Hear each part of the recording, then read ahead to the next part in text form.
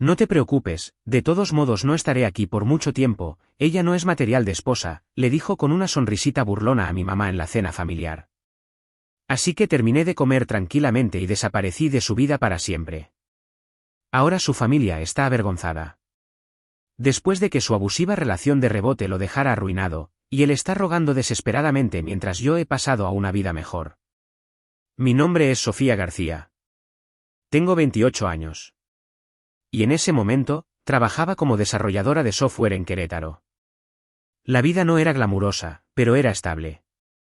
Una buena carrera, ingresos estables y un futuro que creía estar construyendo con alguien en quien confiaba. Pero todo eso se hizo añicos en una sola cena familiar. Se suponía que era una celebración. Mis padres habían invitado a mi novio, Ricardo, a unirse a nosotros después de que yo recibiera un pequeño ascenso en el trabajo. Nada enorme, pero significaba mejores horarios y un reconocimiento por los proyectos en los que me había volcado. Mi mamá hizo enchiladas suizas, mis favoritas, junto con arroz a la mexicana y frijoles refritos. Papá ya estaba presumiendo de mí, y mi hermano menor y su esposa también vinieron. Era un ambiente cálido, informal, el tipo de velada que debería haberse sentido segura. Ricardo llegó tarde, como de costumbre, con los ojos pegados a su teléfono. Me dije a mí misma que solo estaba ocupado con el trabajo, pero una pequeña parte de mí ya se había sentido inquieta por lo distraído que había estado últimamente. Aún así, sonreí, acerqué mi silla para hacerle sitio e intenté no darle importancia. Nos sentamos todos, pasamos los platos y chocamos las copas. Mi madre centró la conversación en mí, radiante de orgullo. Sofía siempre ha sido una persona de fiar, dijo afectuosamente. Trabaja duro. Apoya a la gente que quiere. Sinceramente, Ricardo, estamos muy contentos de que estés en su vida. Hacéis una pareja estupenda. ¿Cuándo vamos a oír campanas de boda? Su tono era de broma, ligero, pero Ricardo bajó el tenedor, miró a mi madre con una sonrisita burlona y soltó las palabras que se grabaron a fuego en mi pecho para siempre. No te preocupes, de todos modos no estaré aquí por mucho tiempo. Sofía no es material de esposa. La habitación se quedó en silencio. El tintineo de los cubiertos se detuvo en el aire. La sonrisa de mi madre vaciló como si alguien la hubiera abofeteado. La mandíbula de papá se tensó. Mi hermano miró a Ricardo como si no pudiera creer lo que acababa de oír. El corazón me latía tan fuerte que apenas podía oír. El calor me subió a la cara. Sentí una opresión en el pecho y noté todas las miradas puestas en mí. ¿Pero Ricardo? Se reclinó despreocupadamente en su silla, con los labios curvados en una media sonrisa de suficiencia, como si acabara de contar un chiste. Mamá tartamudeó, con la voz quebrada. Ricardo, ¿qué quieres decir?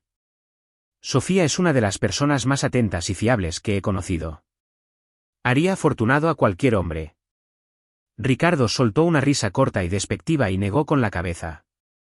Claro, es dulce, fiable, pero material de esposa. Necesito a alguien ambicioso, alguien que no se conforme con la misma rutina todos los días. Sofía es cómoda, segura. Ya no es lo que quiero. Luego hundió más el cuchillo. Hay otra persona, Valeria, del trabajo. Ella me entiende de una manera que Sofía nunca lo hizo. Es decidida, emocionante, espontánea. Encaja con mi energía. El aire se enrareció en la habitación. Los ojos de mi madre se llenaron de lágrimas. La mano de mi padre agarró la servilleta con tanta fuerza que pensé que podría romperla. Mi hermano murmuró, ¿qué demonios te pasa?, por lo bajo. Yo me quedé paralizada. La traición me quemaba por dentro, con la humillación pesando en mi garganta. Había invertido 3 años de mi vida en Ricardo, apoyándolo cuando tenía dificultades, sacrificando oportunidades para quedarme a su lado. Y él me estaba descartando delante de toda mi familia como si no fuera más que una ocurrencia tardía. Pero no grité. No discutí. No supliqué. En lugar de eso, dejé el tenedor, me limpié la boca suavemente con la servilleta y dije en voz baja pero firme, de acuerdo. Eso es todo. El silencio que siguió fue ensordecedor. Ricardo parpadeó como si esperara que me derrumbara o estallara. En cambio, me levanté, recogí mi plato casi por instinto y lo llevé a la cocina. Me temblaban las manos, pero mi rostro permanecía tranquilo. Esa noche, bajo el cálido resplandor del comedor de mi familia, con el olor a enchiladas todavía en el aire, Ricardo solo me rompió el corazón, me humilló, destruyó la ilusión a la que me había estado aferrando. Y por primera vez en meses, quizás años, lo vi con claridad. La gente dice que en retrospectiva todo se ve más claro. Mirando hacia atrás, puedo rastrear los hilos de lo que salió mal. Pero en ese momento, pensaba que Ricardo y yo éramos sólidos. Nos conocimos en la carne asada de un amigo. Él tenía 27 años, era alto, con una sonrisa fácil, el tipo de persona que podía animar una conversación en grupo. Me sentí atraída por su energía. A él le gustaba que yo realmente escuchara cuando hablaba. Lo que comenzó como charlas casuales entre tacos al pastor y chelas se convirtió en largos paseos, listas de reproducción compartidas y llamadas nocturnas en las que hablábamos hasta que el sol insinuaba el horizonte. Ricardo perseguía grandes sueños. Quería ascender rápidamente en la escala profesional, hacerse un nombre. En ese momento, yo admiraba ese fuego. Él admiraba mi estabilidad. Yo no era de grandes gestos, pero era fiable. Si llamaba en mitad de la noche, presa del pánico por el trabajo, yo estaba allí. Si pasaba por una mala racha económica, yo le cubrí el alquiler durante 2 meses sin dudarlo. Saldremos de esta juntos, le dije. Y lo decía en serio. Cuando mi empresa me ofreció un ascenso que requería mudarse, Ricardo pareció afectado. No puedo mudarme ahora mismo, dijo. Necesito quedarme aquí por los contactos.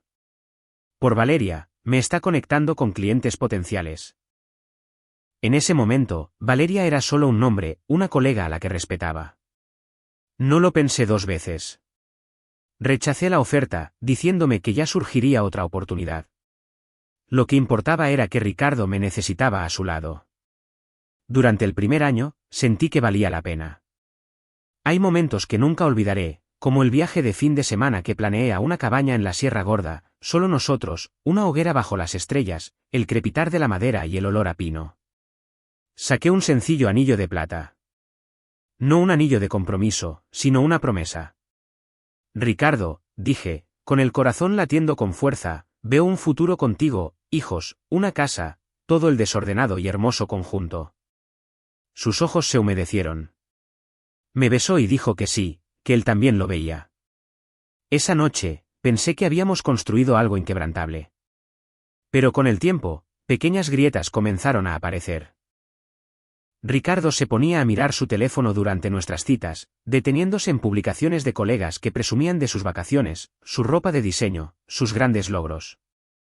Suspiraba y decía cosas como, ¿por qué no viajamos más? La vida es demasiado corta para estar estancado en un solo lugar. Me dolía, pero no le daba importancia, pensando que solo estaba estresado. Luego vinieron las comparaciones. La novia de mi compa le sorprendió con entradas para un concierto. Ella simplemente lo entiende, ¿sabes? La espontaneidad. Ese es el tipo de energía que anhelo. Intenté seguirle el ritmo, planeé más citas, lo sorprendí con pequeños regalos, le llevé a casa su comida para llevar favorita después de largos días. Pero cuanto más daba, más sentía que estaba persiguiendo un objetivo en constante movimiento. Empezó a cancelar nuestros planes en el último minuto. Necesito tiempo para mí, decía, solo para que yo me enterara más tarde de que había salido con compañeros de trabajo, incluyendo siempre a Valeria. Ella conducía un BMW de alquiler, publicaba fotos de brindis con tequila en fines de semana en Tulum. Ricardo miraba su perfil con una expresión hambrienta, como si deseara esa vida más que la que teníamos. Por la noche, despierta a su lado, empecé a hacerme preguntas que nunca antes había considerado. ¿Soy aburrida? ¿Es la estabilidad un defecto? Había construido toda mi identidad en torno a ser fiable, digna de confianza, segura. Y de repente, el hombre que amaba me hacía sentir que eso no era suficiente. Me dije a mí misma que era una fase, que solo estaba inquieto. Pero en el fondo, una semilla de duda había sido plantada, y era solo cuestión de tiempo antes de que creciera hasta convertirse en algo venenoso. La noche después de esa cena, el silencio en mi apartamento era ensordecedor. Repetía las palabras de Ricardo en mi cabeza una y otra vez. Sofía no es material de esposa. La sonrisita burlona en su cara. La forma en que dijo el nombre de Valeria como si ella ya llevara una corona en su futuro.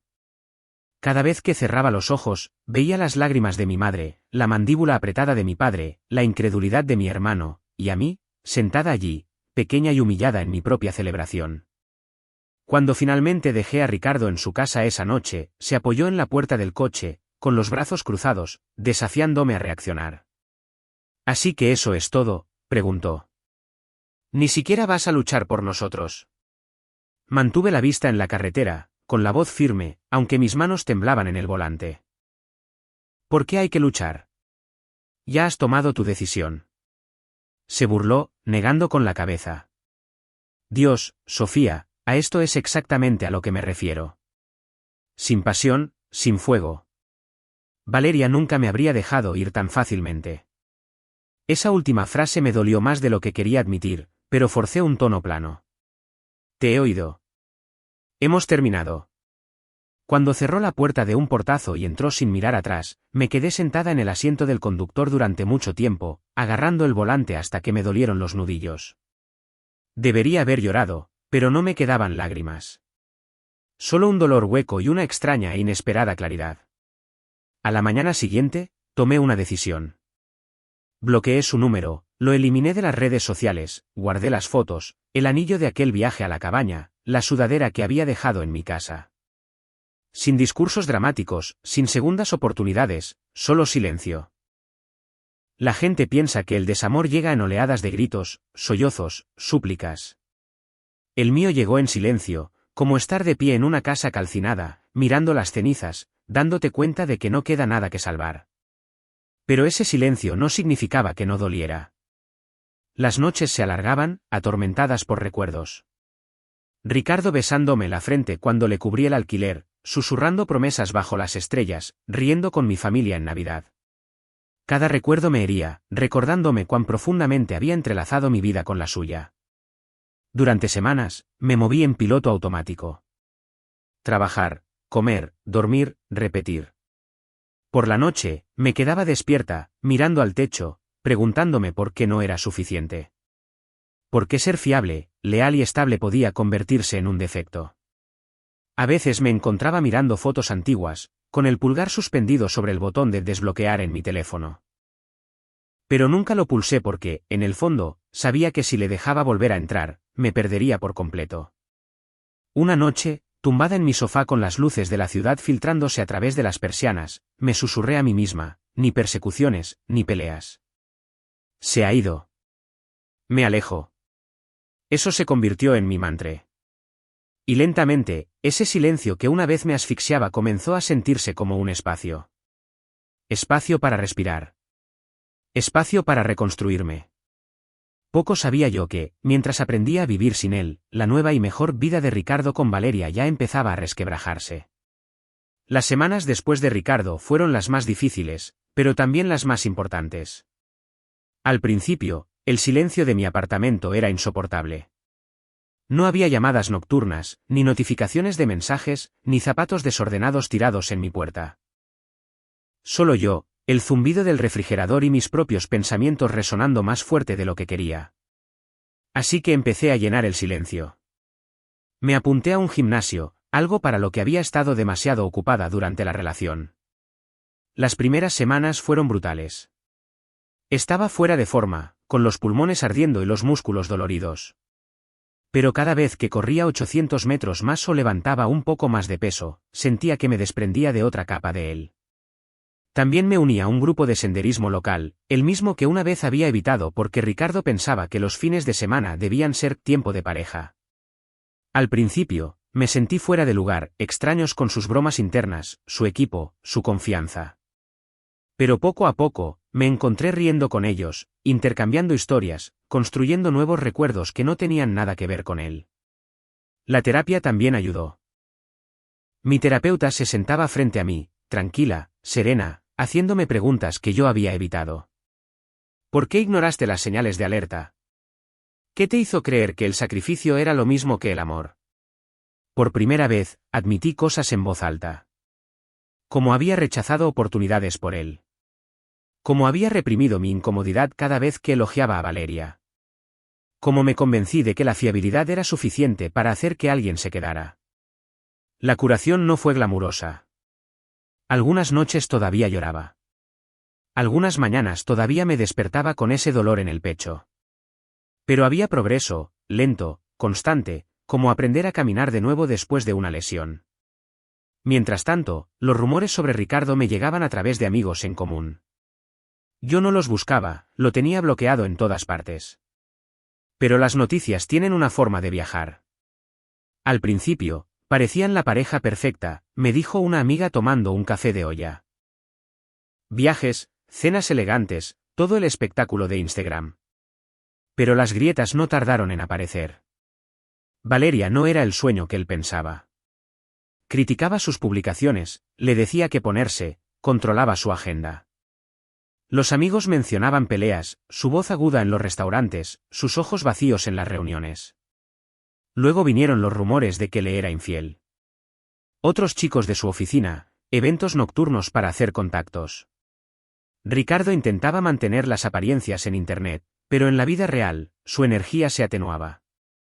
Yo escuchaba en silencio cada vez que alguien lo mencionaba, asintiendo, sorbiendo mi café. No me regodeaba. No alimentaba el cotilleo. Pero en mi interior, no podía ignorar la tranquila satisfacción que sentía al saber que el castillo de naipes que había construido empezaba a desmoronarse. Me llamó segura, aburrida, no material de esposa, pero el caos que había elegido en su lugar ya lo estaba destrozando. Y mientras su mundo se desmoronaba, el mío, lenta, dolorosa y obstinadamente, comenzaba a reconstruirse. 4 meses después de la cena, estaba sentada en mi cafetería favorita, con el portátil abierto, a medio depurar un trozo de código, cuando una vieja amiga se sentó en la silla de enfrente. «No te vas a creer esto», susurró, con los ojos muy abiertos. «La vida de Ricardo es un desastre». Me quedé helada por un momento, luego forcé una sonrisa neutral. «La verdad es que no le sigo la pista». Ella se inclinó de todos modos. «Bueno, es difícil no enterarse». Él y Valeria. Un desastre. Le ha estado engañando con 2 tipos de su oficina. Alguien los pilló gritándose en un bar el fin de semana pasado. Ella lo llamó patético. Él la llamó basura. La gente lo grabó. Asentí lentamente, bebiendo mi café. Sentí una opresión en el pecho, no por dolor, sino por algo más extraño. No alegría, no lástima, solo claridad. El hombre que una vez me humilló delante de mi familia ahora estaba siendo humillado en público por la misma persona que creía que era su mejora.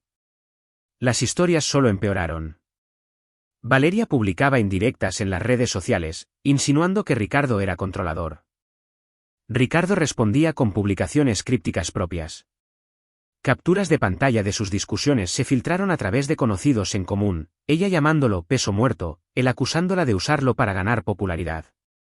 Luego vino el golpe de gracia.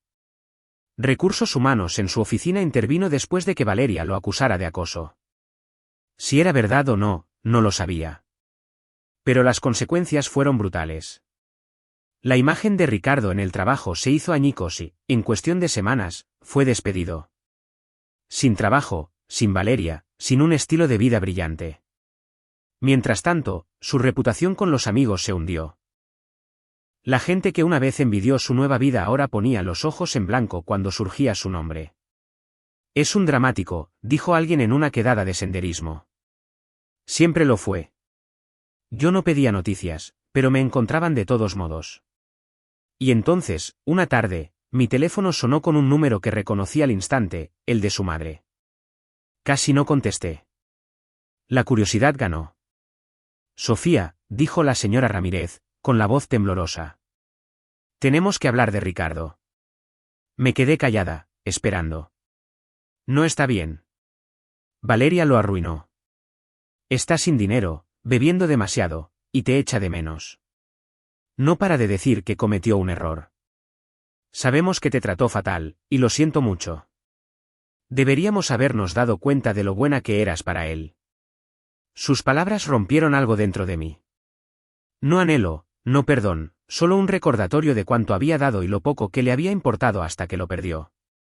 Señora Ramírez, dije suavemente. Agradezco su preocupación, pero las decisiones de Ricardo son suyas. Hubo un silencio en la línea, luego un suspiro. Entiendo. Es que...